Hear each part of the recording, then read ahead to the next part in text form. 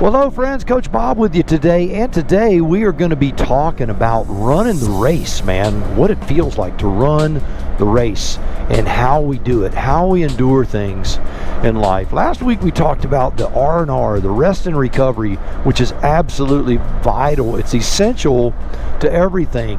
How we said that God makes us lie down in green pastures because sometimes we're unwilling to, and we are to lay beside that running water stream and let Him fill us up.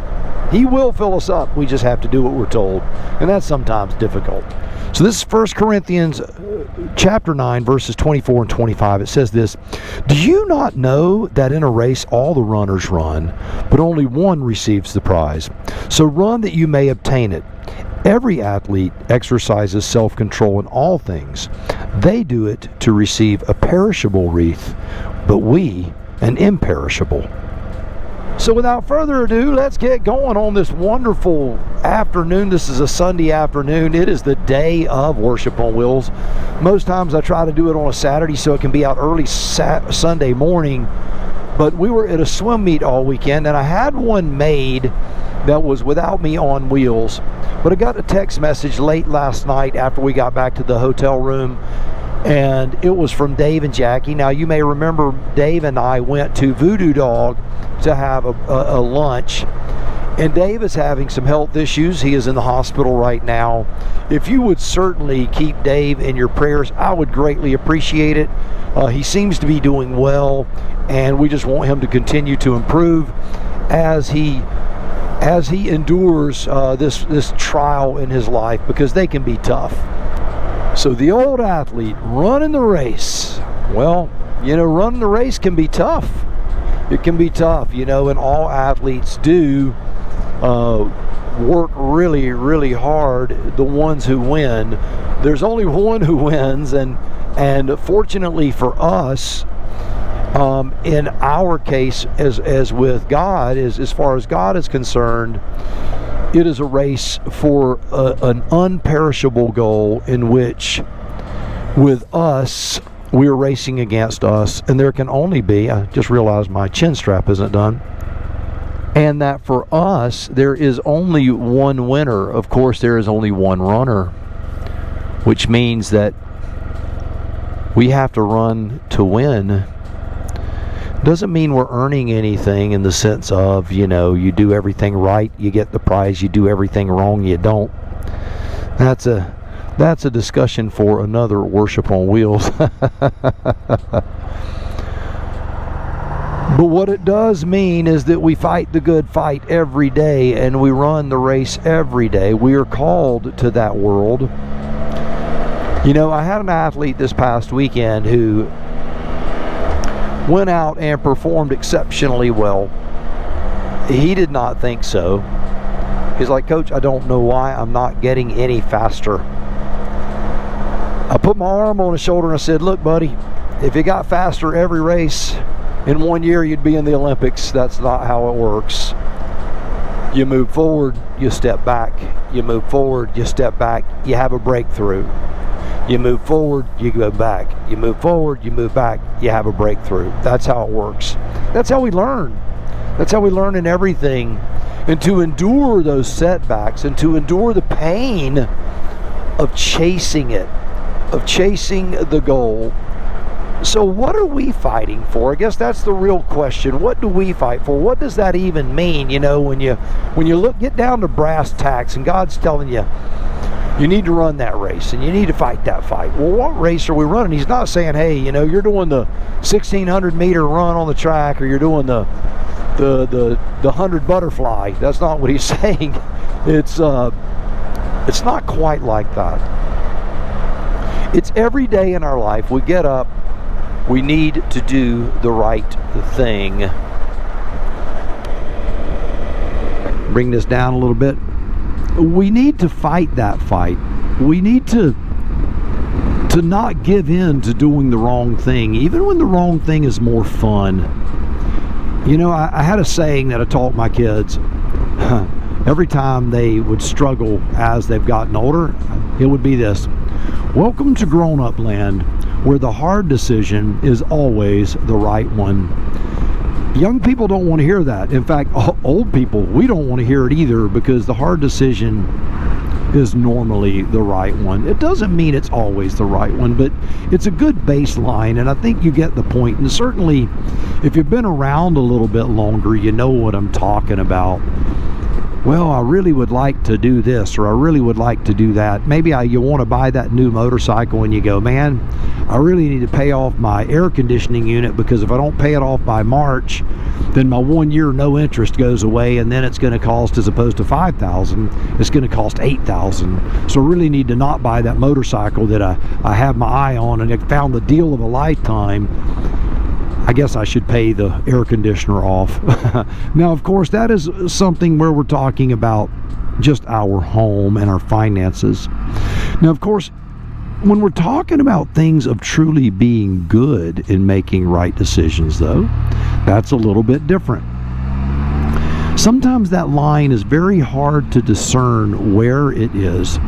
And it's through, and I'll give you an example of that, is with something that I've gone through in my life here recently, because I think you can certainly, as I learn from the mistakes that I make and the mistakes that I may make in the future, and you don't know if they're going to be mistakes or not. Sometimes you just pray and you get a peace about it, and you go, okay, God, I'm gonna do this, and we'll see what happens. I'm just going to trust you. As you know, I've been through a lot this past 3 or 4 years with my parents getting ill, both of them passing over the last 3-year period, and a lot of other things that have gone on, as you know, with society and stressors and coaching track and coaching swim and working this and doing that. And we'll just say I'm a pretty busy guy, and all of my friends tell me I'm insane to push as hard as I do. Well, as of the last 3 months, I was pretty beat up. After my mother died, I was pretty beat up and tired. And I came to a conclusion over the last 3 weeks that I'm not going to coach track in January. I had a lot of young men, as I told them, hey, you know, I will be back, but this year I'm taking track off. You see, I don't coach for money. I do get paid, but that's not why I do it. I do it to pour into young people. And it's important to me that when I pour into young people, it is with goodness, it is with kindness, it is also with sternness and rigidity, it's with discipline and self-control and code, honor, those sorts of things that I want to instill on them. And in order to do those things properly, I have to show up in the proper frame of mind every single time. I feel right now in my life that I am a vessel that is almost empty as far as what I can pour out and still survive. We're just going to go straight. So I discussed this with several young men yesterday at the swim meet that would be runners with me, and I explained to them about the things I've gone through, and I'm going to tell you, I spoke to them as they were young men, because guess what? They are young men, and I told them the truth about hard things in life and how they can beat you up, and how that I'm not immune to it, and that I love them and they matter to me, and that they deserve better than I will be able to deliver, and that by the time swim comes around next year, I will be refilled. But there is a season to take off. That's that rest and recover. And there is a race to be run, and that is next season. And I will be there for swim. And hopefully after swim next year, I will be back at track. But I won't be able to determine that until then, until God lets me know where I'm going. Now, for some people, that may seem awfully foreign, and they may say, Coach, you can't run a program like that. And you're right, I can't. That's where faith comes in. It's not a cop-out. It may sound like one, and I used to would have said it might be one. But as I've grown deeper in my faith and in my walk, I realize more and more that there is a time to lay down in the grass and be filled. And that is now, right now, due to the circumstances of my life, that is where I am. it was funny. We were at a swim meet, and the guys, as we started, the group grew larger and larger as I was talking about the things that I went through with my mother. And how that one day they would probably, if given the privilege, they would probably have to go through this with their mother.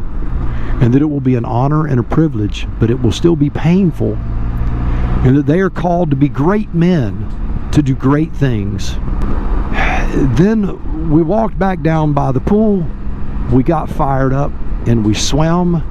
I say we. And they swam like their lives depended on it. They swam with greatness, with great discipline, with reckless abandon, willing to trash their body so that they may receive a perishable crown. Those young men and young women on that team, they mean the world to me, as you can tell. And they are going to be great human beings. I know it. I am just grateful that I get to play a very small part in that.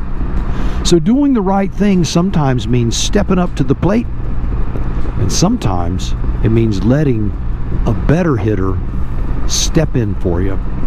That's why they had the pinch hitters. Yeah, that's why they have them. You have to know your limitations, and you have to know when it's the potential of you doing more harm than good. You have to extract yourself from the game. Those concepts, while are very simple, as with every concept that we discuss on this channel, require extreme emotional maturity. Every part of me, of Bob, says go, push harder, keep going, keep going, keep going. But that small still voice inside of me says, don't compromise. Don't compromise. Don't allow yourself to be less, because they deserve more. And there are others out there, other young coaches who can step up and do a better job than I can. And don't think for one moment that just because I won't be their coach, that I won't be out there some and doing a little coaching here and there if the young coach so desires it. So we have to press on for that mark, y'all. We have to work hard. We have to know our limitations. There are going to be times where you empty yourself out, where you truly are an empty vessel, that you have absolutely nothing left, and that's how it's supposed to feel.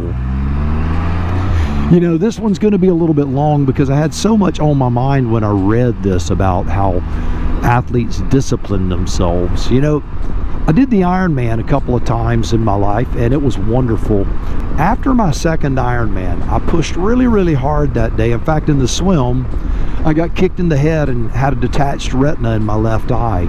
So I had to do the rest of the race blind in my left eye, but that was okay because I wasn't going to quit. I just wasn't. So my heart rate was elevated, and I pushed really hard, and I had a personal best that day, and it was a wonderful race.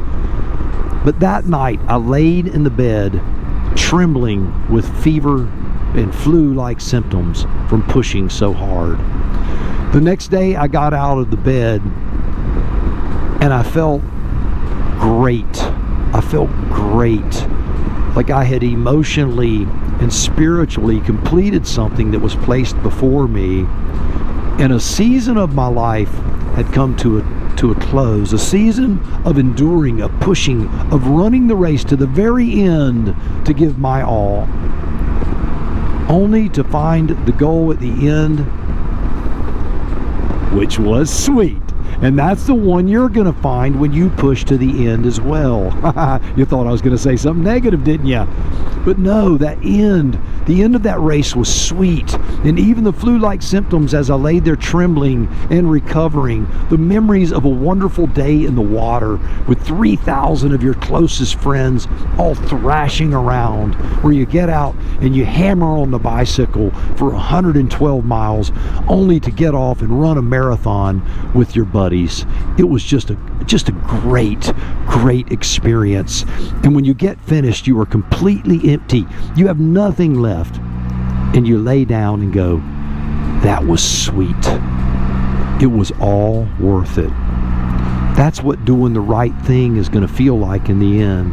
God is going to reward you for doing the right things with your family, honoring your wife, honoring your husband, honoring your children, doing the hard choices, making the hard decisions, being the leader that you are called to be. You are truly called to greatness, nothing else, nothing less. If you don't think that I am absolutely passionate about these things, then maybe you're not hearing what I'm saying, because I am fired up, if you can't tell.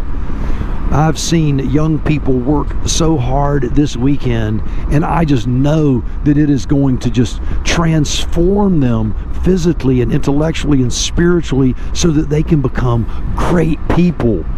I believe in them, and it's a wonderful thing. And them, like you, they know something, that you know what? You are loved, and so am I, and that is great news. Now go change the world, because you, my friend, are great. You are great indeed.